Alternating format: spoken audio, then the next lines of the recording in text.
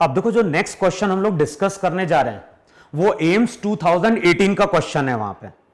अब क्वेश्चन में क्या बोल रहा है, क्वेश्चन में यहां पे बोल रहा है इन द गिवन फिगर, एक फिगर गिवन है और वहां पे बोल रहा है mass of a ball is 9/5 times the mass of the rod. तो हमारे पास एक बॉल है जिसका mass 9/5 times mass of the rod है। रॉड की लेंथ दी गई है 1 metre. The level of ball is same as rod level. Find out the time taken by the ball to reach at upper end of the rod. तो देखो question में मैं diagram draw कर रहा हूं तो तुम्हें क्लियरिटी मिलेगी। क्वेश्चन में क्या बोल रहा है, ये हो गया इस तरह से, वहां पे सीलिंग, यहां पे कनेक्टेड है एक पुली, फिर पुली से पास कर रही है यहां पे एक स्ट्रिंग, फिर यहां पे एक और पुली है, फिर पुली से यहां पे एक स्ट्रिंग कनेक्टेड है किससे, ग्राउंड से, फिर यहां पे एक स्ट्रिंग, यहां पे एक रॉड। रॉड की लेंथ यहां पे गिवन है कितनी, L। फिर यहां पे स्ट्रिंग से पास कर रही है, स्ट्रिंग पुली से पास कर रही है और यहां पे हमने एक बॉल को लाके क्या किया है, कनेक्ट किया है। और क्वेश्चन में बोल रहा है कि इनिशियली दोनों हमारे सेम लेवल पे, यानी ये अगर रॉड का एंड A है और ये रॉड का एंड B है तो जो बॉल है, बॉल कोइंसाइड कर रही है किससे, रॉड के एंड A से। अच्छा, अगर क्वेश्चन में रॉड का मास अगर हम मान रहे हैं M, तो जो भी बॉल है, बॉल का मास दिया गया है 9m/5। तो जो बॉल है, बॉल यहां पे क्या है, हैवी है।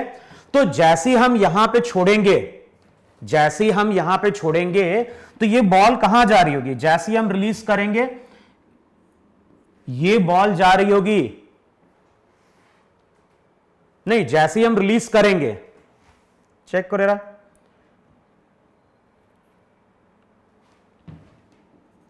क्वेश्चन में क्या बोल रहा है, क्वेश्चन में यह चीज बोल रहा है कि इनिशियली बॉल और रॉड दोनों हमारे क्या है, सेम लेवल पे। किसका मास दिया हुआ है, एक बार चेक कर लो, क्वेश्चन में किसका बोल रहा है, वहां पे mass of ball is 9/5 times the mass of the rod. ठीक है, तो बॉल का मास वहां पे ज्यादा है, रॉड का मास कम है, लेकिन क्वेश्चन में जो इंफॉर्मेशन दी है उसके अकॉर्डिंग क्या होना चाहिए, जैसे ही हम रिलीज कर रहे हैं तो ये बॉल जानी चाहिए ऊपर की ओर, ये रॉड कहां जानी चाहिए, नीचे की ओर। और ऐसा किसको दिखाई दे रहा होगा, ऐसा दिखाई दे रहा होगा उस ऑब्जर्वर को जो कहां पे खड़ा हुआ है, ग्राउंड पे खड़ा हुआ है। तो बताओ, ग्राउंड के रेस्पेक्ट में अगर देखोगे तो ये जो बॉल या बीड है ये ऊपर जानी चाहिए, रॉड नीचे जानी चाहिए, तभी जाके ये बीड कुछ टाइम बाद रॉड के दूसरे एंड को क्या करेगी, क्रॉस करेगी वहां पे। देखो है कि नहीं वहां पे।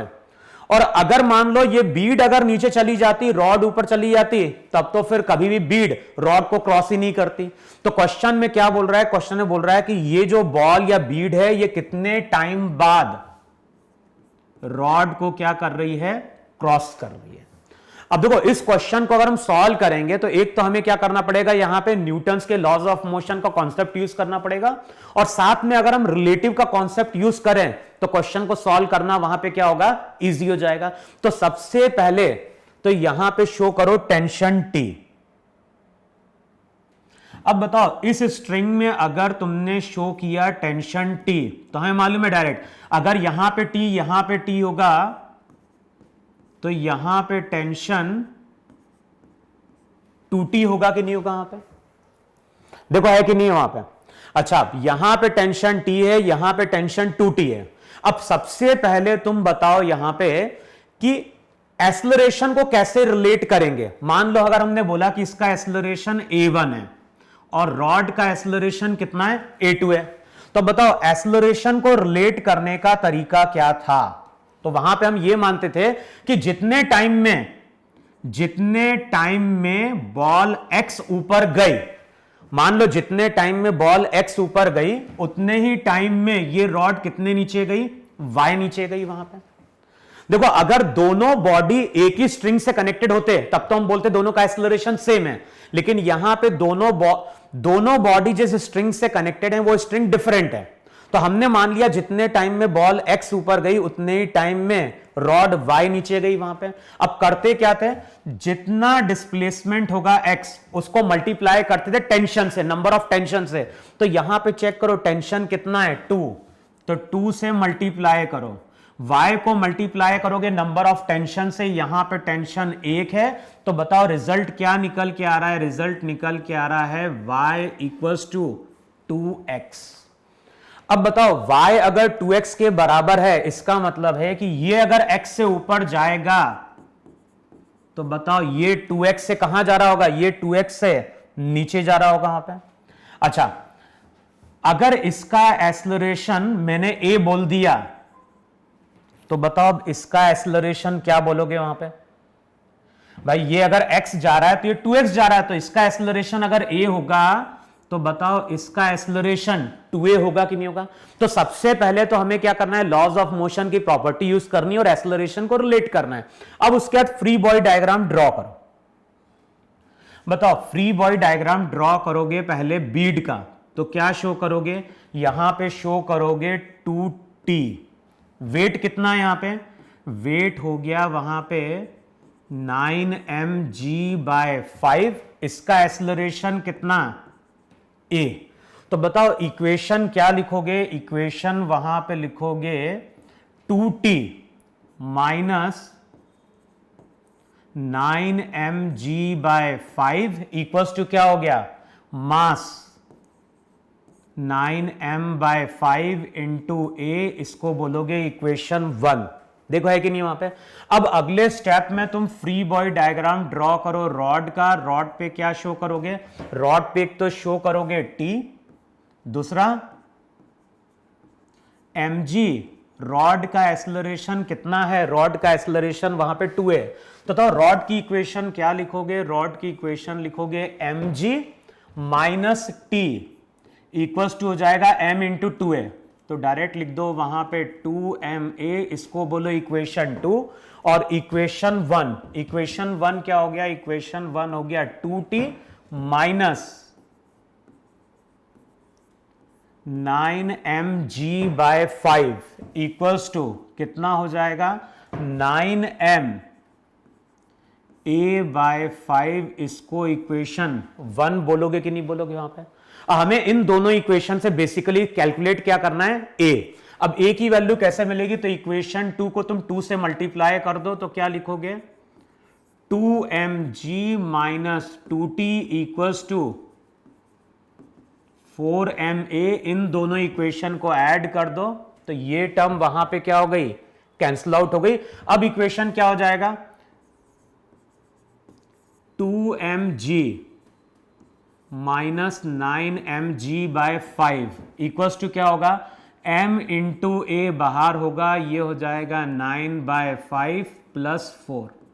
देखो है कि नहीं वहां पर। अब इसको सॉल्व करोगे तो क्या होगा, m कैंसिल आउट होगा, 5 to 10, 10 minus 1, तो चेक करो 11g/5। यहां पे चेक करो ये हो जाएगा 5 to the 10 माइनस 1, तो चेक करो ये आएगा वहां पे 9g आएगा कि नहीं आएगा, ये हो जाएगा वहां पे 10 माइनस 1 9g/5। और यहां पे क्या हो जाएगा 5 4 20, तो ये हो जाएगा 29 बाय कितना 5 इंटू ए। देखो है कि नहीं है वहां पे। अब a की वैल्यु क्या होगी, 5 से 5 कैंसिल आउट होगा और जो भी a रहेगा a की वैल्यू हो जाएगी 9g/29। चेक करो ऐसा आ रहा है क्या, इतना कॉम्प्लेक्स 5 4 20। देखो मास वहां पे कितना था, मास वहां पे था उसका mg माइनस टी, और यहां पे हो गया 2t माइनस 9। तो जो इसने जो क्वेश्चन दिया उसके अकॉर्डिंग तो यही बन रहा है, एक बार देख लो वैल्यू वहां पे 10 माइनस 1, अरे 10 माइनस 9। एक्चुअली देखो कैलकुलेशन गलत हो रहा है यहां पे,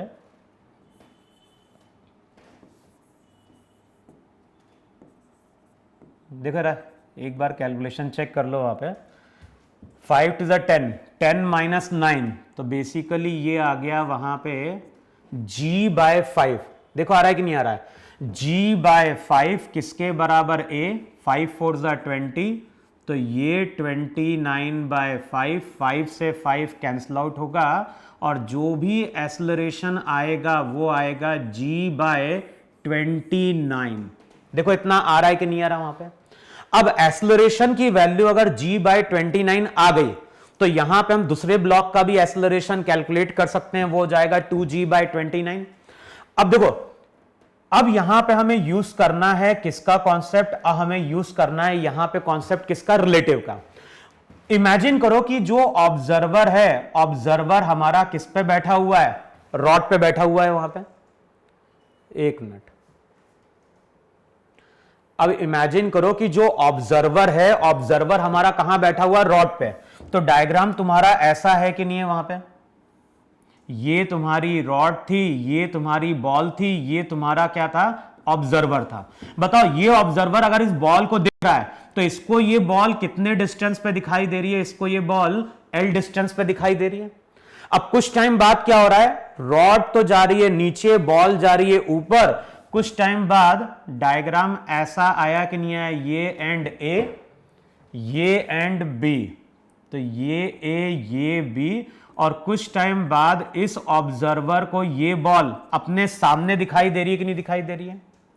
और बताओ इस ऑब्जर्वर को अगर ये बॉल अपने सामने दिखाई दे रही है, तो ये ऑब्जर्वर के लिए बताओ ये बॉल कितना ऊपर आई, L ऊपर आई कि नहीं आई। और L जो रहेगा, L वहां पे रिलेटिव डिस्प्लेसमेंट है, तो रिलेटिव डिस्प्लेसमेंट तो वहां पे हो गया L।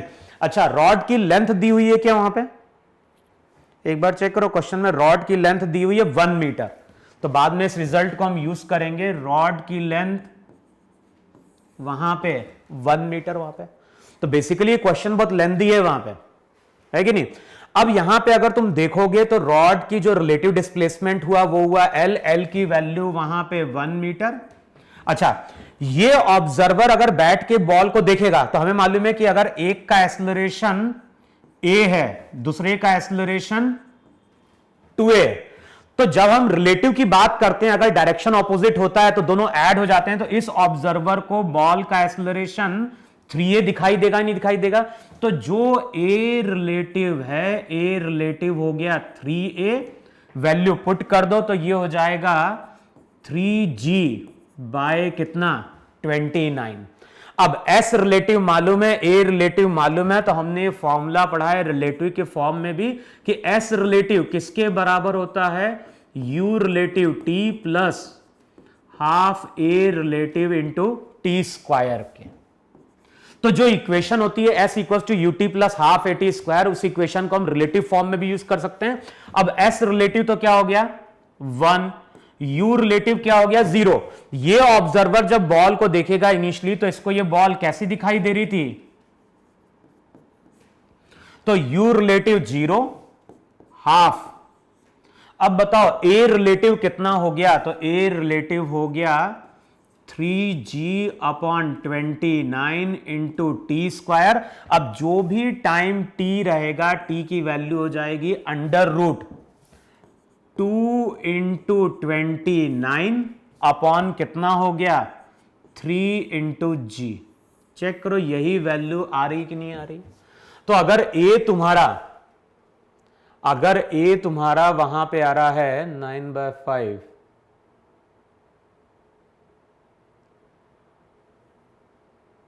चेक करो ये वैल्यू यही थी ना 529। तो अगर A की वैल्यू हमारी G बाय 29 है, तो उसके अकॉर्डिंग ये जो रिलेशन आएगा वो रिलेशन आएगा 2 इंटू 29 अपॉन क्या हो गया 3G। अप्रोक्सीमेटली अगर कैलकुलेट करने जाएं तो ये 29 है, ये 30 है, अप्रोक्सीमेटली कैलकुलेट कर लें तब तो फिर आंसर इसका क्या आना चाहिए, इसका आंसर वहां पे √2 आना चाहिए। तो जो चार ऑप्शन थे उनमें से एक ऑप्शन दिया हुआ था 1.4 सेकेंड, 2.45, 3.25, 5 सेकेंड। तो अप्रोक्सीमेटली अगर चेक करें तो हमारा जो आंसर है वो 1.4 के आसपास बन रहा है कि नहीं बन रहा है। तो इस क्वेश्चन का कैलकुलेशन चेक कर लेना, कैलकुलेशन लेंथी है। इसी तरह का क्वेश्चन अगर देखोगे तो बेसिकली आईआईटी में एक बुक आती है इरोडो, तो इरोडो बुक में इस तरह का एक क्वेश्चन दिया हुआ है, तो बेसिकली उसी क्वेश्चन को उसने यहां पे ऑब्जेक्टिव के फॉर्म में क्या कर दिया है, फ्रेम कर दिया है। तो एक बार क्वेश्चन को तुम लोग सॉल्व करके देखो कि आंसर बन रहा है कि नहीं बन रहा है वहां पे।